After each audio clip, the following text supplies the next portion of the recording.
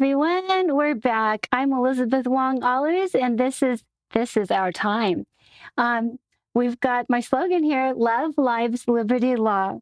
It starts with love. We love our country, and your lives matter. Liberty operates when good laws promote peace and prosperity. And today, I have a new friend, Simone Alex. Oh. So Simone, she has served on her city council. And before that and after that, Yep. she's had 30 years in entertainment and film and producing. So her newest project is called Letter to the American Church, off of the book by Eric Metaxas.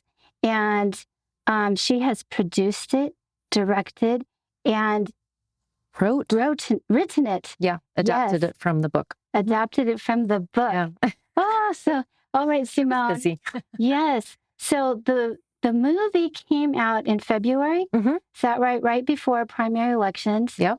And elections are coming up again in November. Yeah. And so, Simone, explain where the project is now and what you want to do in this time. Yeah. So this book is basically sharing with the church that this country is at a precipice, and we can tip one way or we can tip the other way. And Eric makes the argument in the film, in the book, and then in the film, that the church has been asleep for many years. And because the church has been asleep and not wanted to talk about what was happening politically, not wanted to talk about the laws, not wanted to stand up against abortion, not wanted to stand up against the LGBTQ agenda, all of these things for years and years, that we find ourselves in a place in America where we are tipping not only on the precipice towards socialism, but we are tipping on the precipice of communism. Yes. So Eric argues that this is very similar to where the church was in 1930s Nazi Germany. Yes. When Hitler took over and the church stayed silent for the most part, except for Bonhoeffer, which Eric also wrote an excellent, thick book, New York Times bestseller on Bonhoeffer. My son and I are listening to it in the car while we're in traffic. Yeah. Yeah, Eric is an excellent author, and it makes a really great listen. Yeah. If you don't want to get through is it like 500 pages or something? It's a lot of pages. It's like an inch and a half thick. But it is so well done, so well written, and it's an amazing true story. Yeah, and so for the listeners that don't know, Bonhoeffer was a voice crying out in the silence of Nazi Germany that this was all happening, and that a lot of church folk thought that what Hitler was doing at the beginning was good, that he was for the people, that he was for the country and all these things. Yeah, so he even said he was a Christian. Yeah. So Bonhoeffer saw the writing on the wall very early on, and literally, I think it was the day after, 2 days after Hitler was sworn in as chancellor, so he had taken his position. Bonhoeffer released a radio address challenging the church on what they believed a Führer should be or a ruler should be, and it was a biblical treatise about what he was seeing with the current idea of Führer and what the God says a leader should be. And halfway through that radio address, he was cut off. So it cannot be proven that it was the Nazi Party that cut him off, but silenced and canceled. It's silenced and canceled. So we make the argument of the film that it was like basically the first cancellation, right, of voices that happened. And then we go on to, more interestingly, because the parallels with Nazi Germany are very rampant. the church and everything that's happening, which we go into in the film, but we go into both Stalin's regime as well as Mao's regime in China. And we look at the parallels between the three regimes, and we make very clear parallels as to what has been happening in our country and how systematically Marxism has infiltrated every institution. Yeah. So what was Nazi fascism? It's so much like Mao communism. It's this control. It's this intimidation and control of the messaging, and I guess even criminalization of those that speak out. Yeah. So in Nazi Germany, the Nazis had taken over the media, so they had taken over all of the narrative, so they could spin the narrative in the newspapers and on radio however they wanted. They took control of the even you could not make a joke against Hitler. Many were arrested. They took out books, historical books, out of the libraries and burned them, which is a real characteristic of Marxism and then also Maoism. Because what happens is that this group and their ideology wants to erase the history of the country. Yeah, you lose your national true identity. Yeah.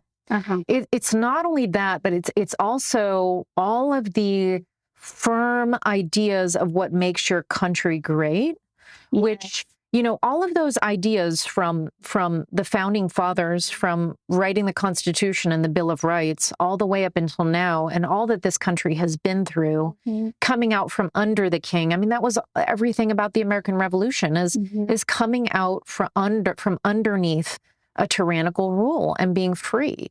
Yeah, and we need to know that. We need to know that. Yes. And so, what I know and why this movie is so important is because we go through all of that, but also I got a degree in sociology at UC Davis, sociology. And I cannot tell you, I may have had one or two classes that went into this a little bit, the history of Marxism and communism and socialism and fascism.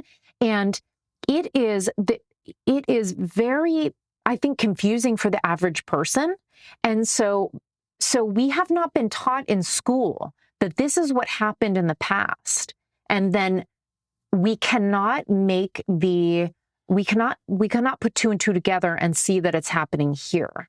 So that was the point of the film. So we took Eric's book and we took the premise of it, and then we went deeper. We went to next levels so that people can understand, okay, he talks about all the ways that Marxism has infiltrated the church, or many ways. But then we go into actually the viewer seeing it, and even going into what is the ideology behind drag queen story hour. Why has drag queen story hour become a thing? Why has sexualization of the kids become a thing? Why has the state, like California, come between the parent and the child so that the parent has no more rights? The child has really the rights to make their own decision. And then they can essentially go to the teacher or the state to get help. So they're putting a wedge between the parent and the kids. And these are all Marxist tactics. Yes. So what we're doing now, so it was released, we finished the film, we wrote, produced, directed, edited, and released the film in 8 months. I mean, it was a miracle. It was supernatural. Wow. And we released it in February on purpose because we wanted the whole year, or that would be at that point if the elections in November, it would be 8 months, which is interesting. We had 8 months to finish it and then 8 months for people to wake up. We had an eight month run for the church to wake up. And So it's played in churches all across the country. It's played in churches in other countries. We've streamed the film all over the world. We've sold thousands of DVDs. And so I just want to say that if you're watching and you want to see Letter of the American Church, you can go to letteroftheamericanchurch.com and you can stream the film. You can purchase a DVD. And we're also doing a church tour and really, really hammering home this message prior to November 5th, because your voting is either you're voting for American values, the history of America, right? All the values that we stand for, or you're voting for essentially Marxism.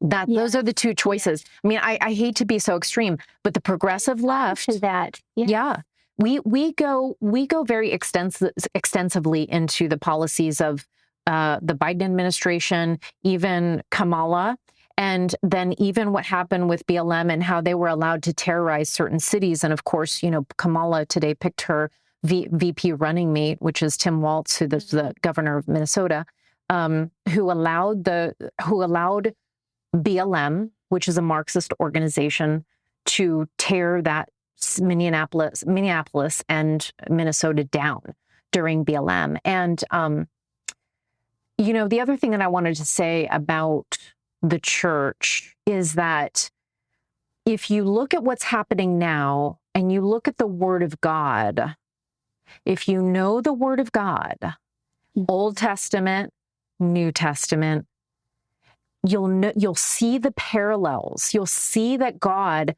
does in fact care about nations, about decisions. He cares about leaders. I mean, and he holds us accountable. Yes. Yeah. Yeah. Yes. So this is not just a documentary that's educating people about Marxism, communism, socialism, and totalitarian regimes.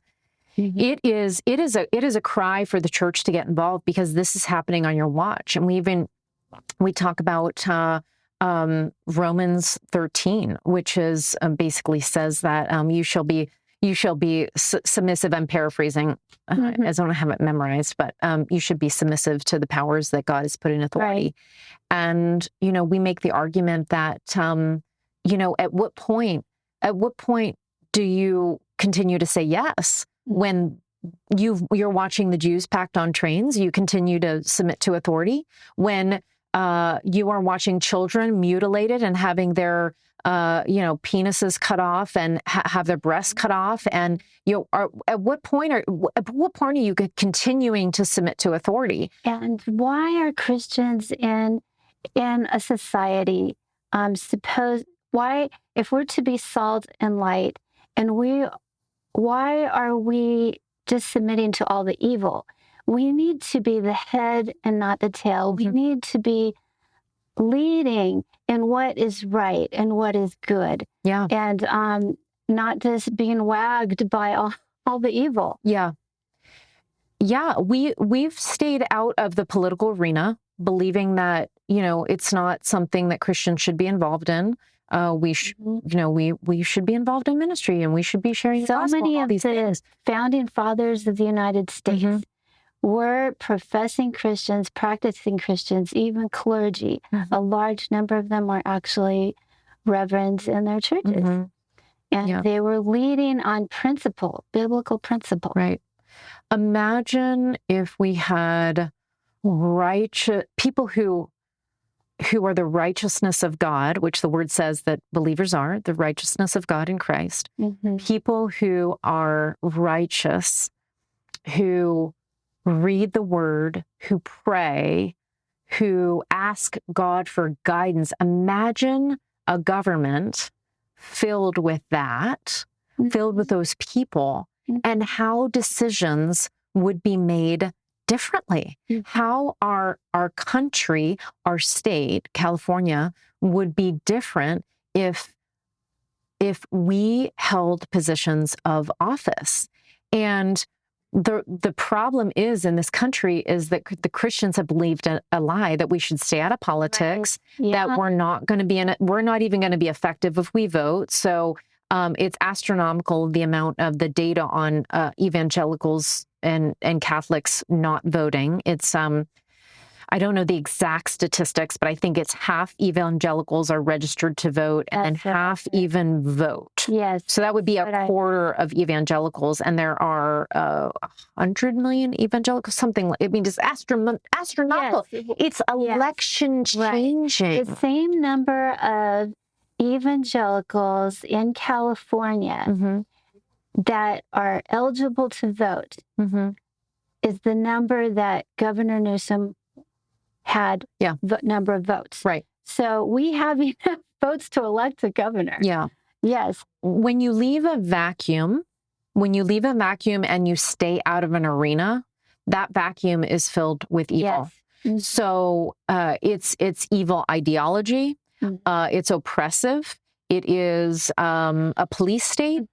It is high crime. It's open borders. You know, God is for the nations. I mean, the nations in the Old Testament, I mean, God divided up the land to the tribes, right? And they had borders. Right. They had borders. They had borders, and they had their local governance. They didn't even have a king. They didn't need a king. They just needed to follow the word of God. The Levites taught them, this is the law of God, and you practice it from your family and outward. You teach your children generation after generation. This is the law of God, right? And there's no need for a strong top government because we can govern ourselves, right? And so I think only the Old Testament Israel and the United States in 1776 were able to conceive of, we don't need a king and we don't need a tyrannical control. Right. Yeah. So it's I believe it, and that is why I think the people of God, where the Spirit of the Lord is, there is liberty. And when the people of God are involved in our government and in community leadership, there's actually a feeling of liberty, not control. And because Christians aren't the ones that want to cancel everybody and control everybody. But we are given a God-given right, where the Spirit of the Lord is, there is liberty to express ourselves as Christians, and not to be intimidated when we want to pray, when we want to teach our children, you are a girl and you are a boy. Yeah. And there's so much of that. I mean, people are getting arrested for protesting in front of abortion clinics. They're getting thrown in jail, while illegal immigrants who've come across the border are murdering people and going into jail and then getting set free, like without any time. And these people who are just exercising their First Amendment right are getting thrown in jail, and people are getting canceled and they're getting shut down online. And another tactic, and I didn't go into all of the parallels, which I'd like to do, but one of the tactics of Marxists also are to intimidate you. Yes. So, and you may remember in Mao's China, the kids were taught, and the teenagers were taught to scream into the faces and intimidate the elderly, the parents, because it was a fear tactic for them to back down. And so we actually have video in our film of that. And there's also report on their family, and to rat out their parents for not going along with Mao's ideology, because Mao had so gotten to the children with his red book to brainwash the children that children literally not only turned on their parents, but ended up killing their parents, which I'm sure that you know from history. But how many Americans understand that this has happened? And so we see all of the Marxist tactics from these three regimes. And then there was a very clear and calculated thought group of some leaders at the Frankfurt School in Germany, Herbert Marcuse, and Antonio Gramsci, some of these sort of sociologists and philosophers, and really also Marxists who believe that the West could be taken over. So the West is quite wealthy and, capitalist, and that the West could be taken over if in sort of traditional Marxism, there was this divided up in economic classes, right? So you had the really, really poor, then you had the middle class, then you had, and to some extent you have that here as well. But because we're still, even the lower class here is still prosperous compared to some of these countries, that they said that the way that the West can be taken over is by highlighting oppressed groups. So they pointed out that oppressed groups, whether it be race, gender, sexuality, choose those three just to, right? Race, gender, sexuality can be identified as the oppressed groups, which if we can get them to believe, strongly enough that they are oppressed, they become the proletariat of the because the revolutions. Right. The whole idea is revolution, it's division, it's destroying your society so that you can come in into a chaotic situation, right, and take control of everything. Right. So the chaos, so then the chaos creates the revolution because the capitalist society is not working because everyone's so oppressed, this whole group. And then you've indoctrinated people in the middle class and even in the wealthy class to understand, like, oh, these people are oppressed and I need to align with them. And what happens in the process is laws and basically ideas and the pushing of action to take from the wealthy and give to the oppressed and bring them up to a level. So you have to bring these people down to this level to say, and you'll see this too of like, you've got white privilege, sort of condemning this class of like, you have white privilege and you're a terrible person and you need to atone for the sins of your fathers, essentially, which is not biblical at all. And come down to this level. And so the idea of it being sort of like a society where everybody has the same, so they're taking from the wealthy. Again, they're taking from the wealthy and giving. All coerced and manipulated externally and forced upon people, which is it's not a healthy kind of society. Yeah. You can't force a society to conform to everybody being the same in a healthy way. Right. And this is not, people say, okay, they would think, okay, this is what Jesus would do. But, Jesus, again, he gave us liberty. And because of the Christian founding in our country and the biblical influence of Christians being the salt and light in American society, we have been able to reach out to the poor and bring a standard of living to everyone in America, that even the poorest and what our definition of poverty is so much better than what I've helped in Bolivia or what I've helped in India or what I've helped in China.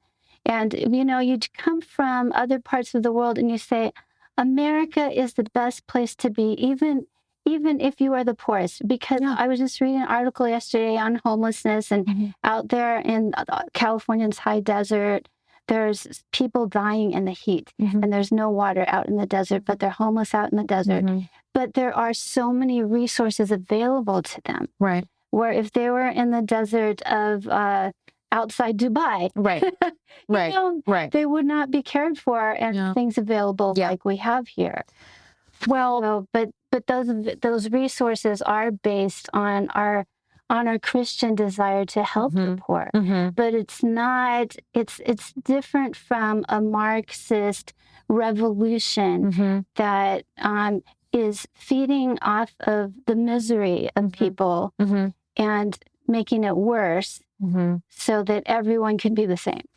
Well, the revolutionary aspect of people being oppressed in this country, you can see it play out in BLM, you can see it play out in the LGBTQ community. You can see it play out in this trans movement that, I need rights. I need to, a child needs to have the rights to be able to make the decision about their gender and surgery and all these things. Most recently, there was a law passed in California that basically said that if, parent does not affirm their child's gender, that essentially the state can take the child away from the parent. And so maybe 665. I can't even keep track of them because there's so many crazy ones, right? And so this is just clear that the state is coming in between parents and children, but the state takes over. That's the whole idea, is that it becomes state run. And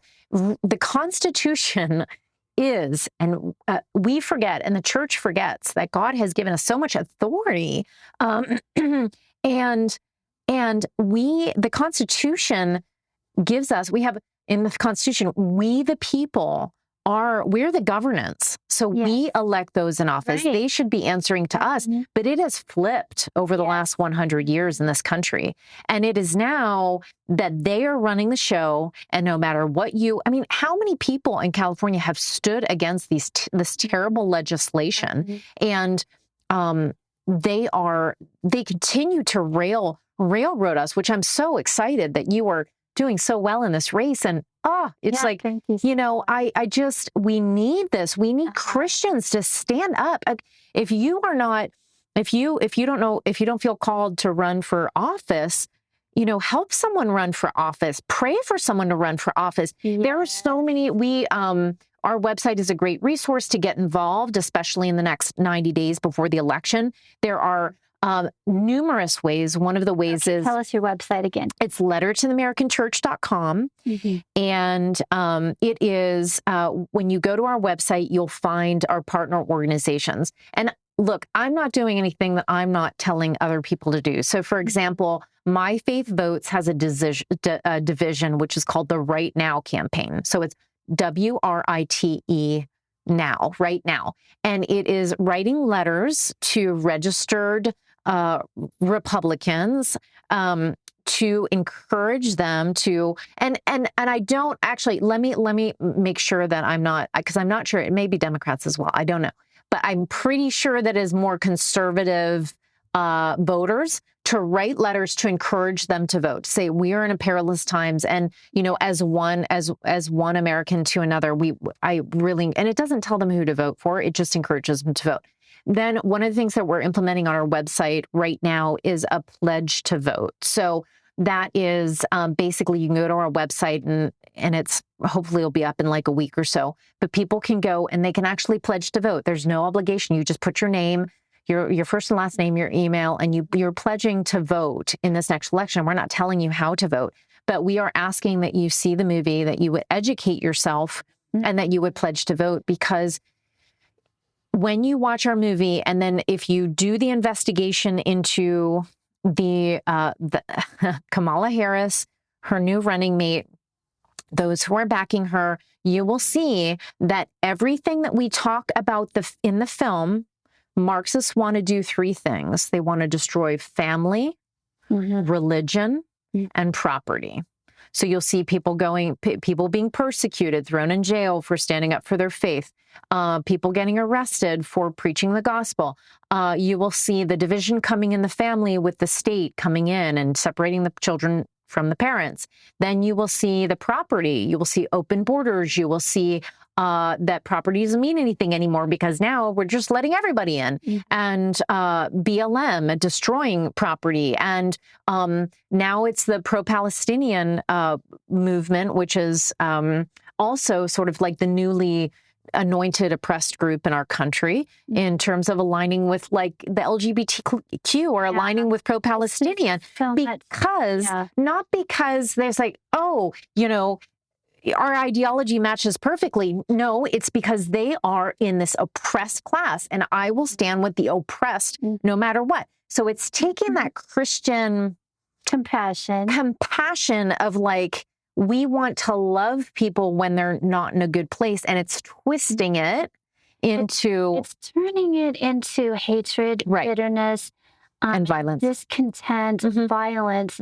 It's aggravating all of the negative traits that we could have, instead of the joy and peace and gratitude, loving our neighbor as ourselves. Right. It's a distortion. And the bullying from, I think a lot of Christians are getting this too, which is why they don't stand up, and a lot of pastors is, there's this weird twisting of the words surrounding the LGBTQ movement, right? So like, what's wrong with gay people? Don't you love gay? Didn't Jesus hang out with sinners and all these things? And the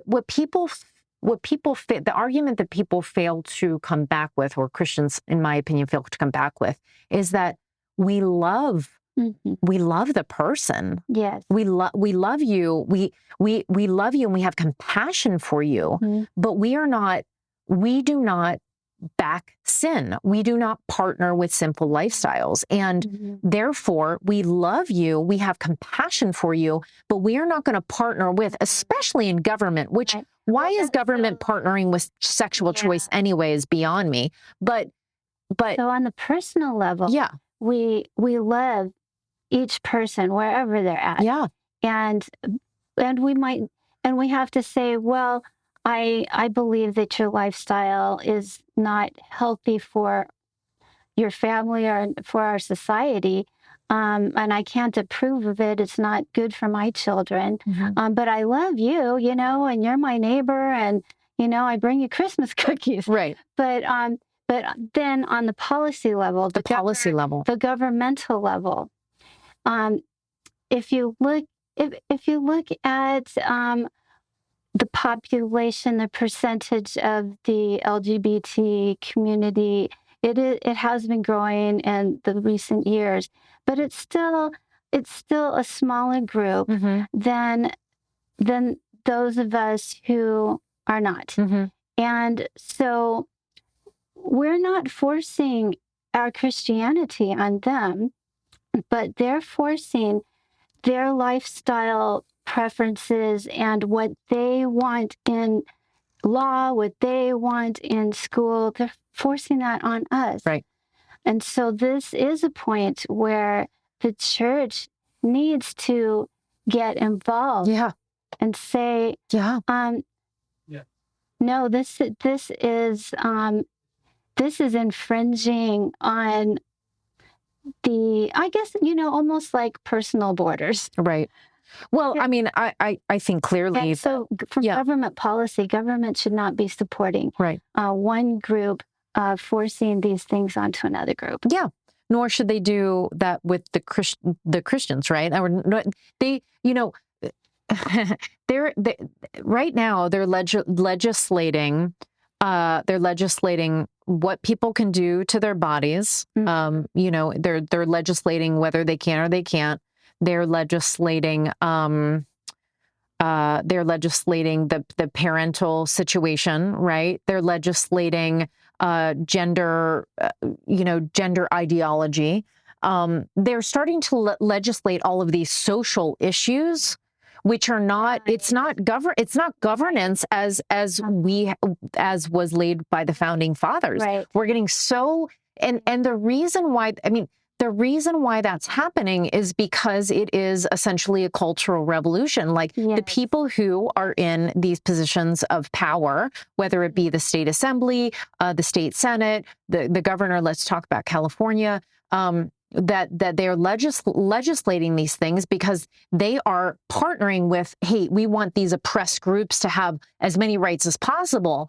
And in the fray, the children are getting lost because the children are going through this identity crisis, which all children do, and in their teenagers. I mean, I joke that like I went through I think they're exploiting childhood. Yeah. I went through my Metallica phase. I thought I was Black for a while. Like I was telling people I had like like a quarter Black in me and all these things. I was like searching for my identity because I was like, and so I joke that probably had I been, this is where I have compassion, is probably had I been a teenager in this time, I probably would have gone, okay, what gender am I? I mean, if you throw in like what you could be, and then you could throw in gender or sexuality or, this person, like this guy was terrible to me, so maybe this girl will be better. Or you're just starting to go, you're just starting to take the moral rails off of society. Government is, instead of service, which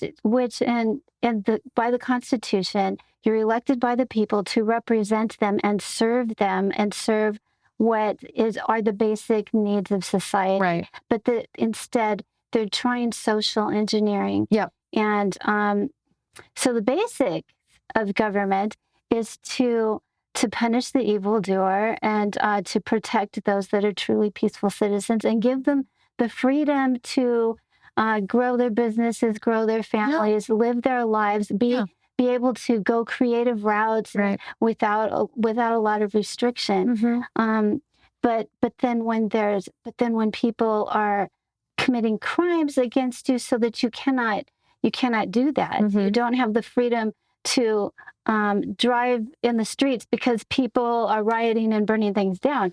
That's what you need. You need righteous government to keep peace and order. Yes, so that, law and order. So that citizens can live peacefully and raise their families and prosper their businesses. Well, again, this whole Marxist tactic is to destroy a country. So that would be lawlessness. Yeah. That would be, calling good evil and evil good. And it would be, letting the criminals run loose. And it would be penalizing the people who are doing righteous acts, right? The world turned upside down. World turned upside down. So the people that I know who have immigrated legally have gone through, tons of paperwork. They've done it right. They've gotten here. They've had all sorts of background checks, everything. But then you open the borders and you let who knows what in. And so the joke has been for the last, 2 years since the border's been open, to my friends who, have like green cards or, whatever, is, hey, just go back over the border and walk in. And, unfortunately now, they'd have to pay the cartel to get in, but as the cartels are running the border. But, like even that, like to allow a portion of the United States to be unprotected in a way that that a criminal group would come in and run that is just, it's just absolute negligence. Yeah, and it's if it's not total incompetence, it's evil. Yeah, and intentional. It is evil because it is so obviously not doing good. Yeah. For the people that we're supposed to serve. Right. And that's the point of the film, tying it back to the film as well, is, this quote has been attributed to Bonhoeffer, but Eric, being an expert on Bonhoeffer, says we can't for sure say that Bonhoeffer said it, but it is mostly attributed to him, which is silence in the face of evil is itself evil. So everybody thinks like, oh, how terrible it was that they, sent the Nazis off or they sent the Jews off to camp. The Nazis sent the Jews to camp and, did all these crazy things. And I would have stood up and would you have really? Were you the silence of the people empowered not the Nazis to do this to the Jews? Right. At the very least, at the very least, that the church would pray and ask the Lord, how do we take action? How do we take action? And listen, it comes down to this with the American church, that we have had it so squishy cushy in the last 200 years. It's been like bake sales and this and that. And, it's like prosperity gospel and, all the things. It's like, oh, Lord, just bring me the next best job, and look, it's, this, like, the underground church in China is just fighting to stay alive day after day. Many parts of Africa are the same way. Nigeria, Christians are being killed by the masses for their faith. And we just in America are like bake sales and lattes. And it's like, hey, we are going to be there. We are so close to being there. But we're not there yet. We're not there yet. That's why I say this is our time.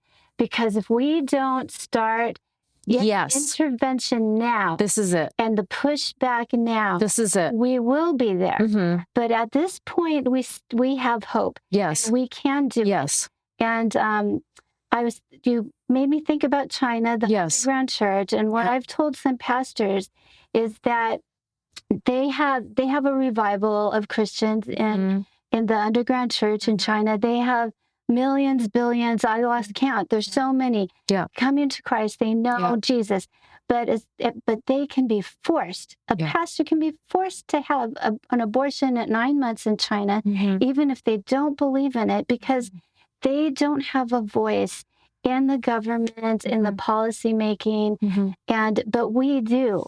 Yeah. And so this is our time. This is our time to not be silent. Yeah. So thank you, Simone, so much for helping us to get a good voice out there and truth out there. Yeah. So they can go to lettersoftheamericanchurch.com and you can stream the film, purchase DVDs, you can purchase the book, you can purchase a bundle. There have been people who have been buying packs of 10 DVDs and handing them out to their neighborhood, waking people up. I had a viewing party at a home in my neighborhood. I invited the mayor, 2 city council members, and a local pastor. And we all watched the movie and we talked afterwards how we can vote, how we can take action, how we can change the community for better. And also we are doing a church tour. So you can go to our website. If you want to bring it to your local church, have a screening prior to the election or even after the election, we will provide that for you. And yeah, if you have someone running like Elizabeth or someone in your community running, or even like, look, Trump's not a Christian or professed Christian or, spirit. I mean, whatever. But, look, you have to look at like, what's the morals? Are there is it for the good of America? Is it standing on what the Constitution says? Is it bringing back sort of the power to the people that we can start making the decisions? Right. You look at the alternatives right now, and it's pretty grim. Yeah. So we need to. This is it. This is like, I feel like this is our last stand, and otherwise the chickens are going to come home to roost, and if the people who did not stand up are going to be feeling it very much in the next 4 years if we do not win this presidential election. And if let's take California back. Yes, California is worth saving. It is worth saving.